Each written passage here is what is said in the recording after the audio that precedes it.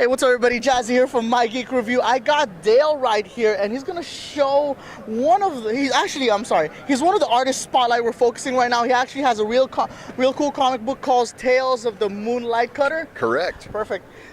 It's really cool, guys. I just passed by this, and his artwork is very original. It's very original. I haven't seen that before, and of course, it's in a very original setting.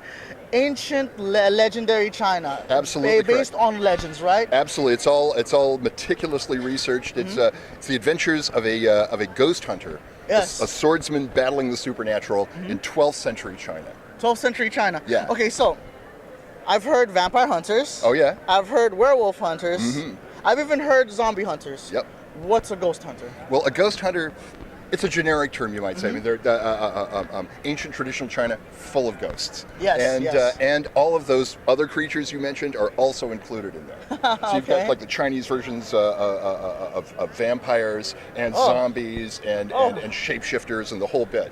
And our hero has a mystical sword which allows him to combat the supernatural, and sort of draws the supernatural to him and himself to the supernatural, and so he ends up encountering it in just about every adventure. Yes, I don't want to ruin the book and the story for the people, but this, I was wondering what kind of weapons do you fight against ghosts? Because, you know, the vampires, the werewolves, and zombies, those are tangible beings.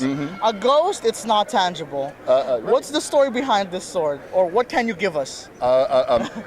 I'm withholding the origin because it's still coming. The origin is on the way. Yeah, we're slipping people into the historical setting a little bit first, but the origin is on the way. I promise. At any rate, it's a mystical weapon, supposedly created by a metal that fell from heaven, from the heavens, and forged by the gods, and it draws and utterly destroys any kind of supernatural phantasmal force. That's crazy. Okay, well, you said legends, and you're very accurate with this. With Absolutely. I I usually write and draw and publish and produce one complete standalone graphic novel every year, 2 years, just like a real novel. Primarily because I am woefully illiterate in Chinese, and I have got to do a ton of research. Right? I was going to ask you that if you're not literate in Chinese and you know of Chinese legend, how did you come across these, and how you know? You got to do your homework, man. You got to do a lot of homework. Get a translator and everything. No, totally. It's a costuming, architecture, hairstyle, the combat choreography. It's all just meticulously researched. I will even find the correct magical Taoist talisman for the right ritual ceremony. That's great. Yeah, I actually have a magical paper charm in one book that is the actual paper charm you would use in a little to keep origami. the corpse from coming back and eating everybody in the party. Right? You just slap it on there. It's like, oh my god, that keeps it back. So let's go to the main creme de la creme of this book. The character. Basically that's what we're focusing on this book, and seeing how he goes about this. Maybe there's another message this book has, but this character, how does he evolve throughout, and who is he? How is he involved into this ghost hunting? I would say hesitantly.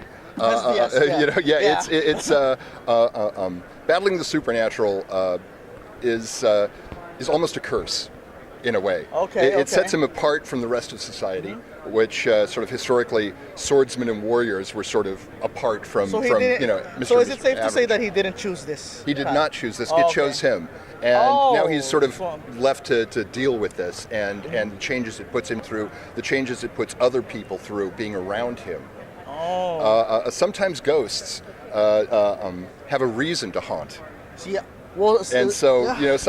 you end up being a judge, and you can't just kill the ghost outright. You've got to maybe figure out that it's got a justifiable reason to do what it's doing. Yeah. So occasionally he ends up having to solve the mystery of the ghost's murder.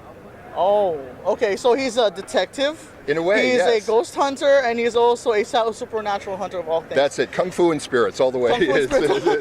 Well, I want to ask you the biggest thing. The reason why I want to spotlight you is because I passed by your folder. If you guys are hearing that, that's the announcement of the con, just to let you know. We don't understand it. It echoes throughout, so it's like whatever.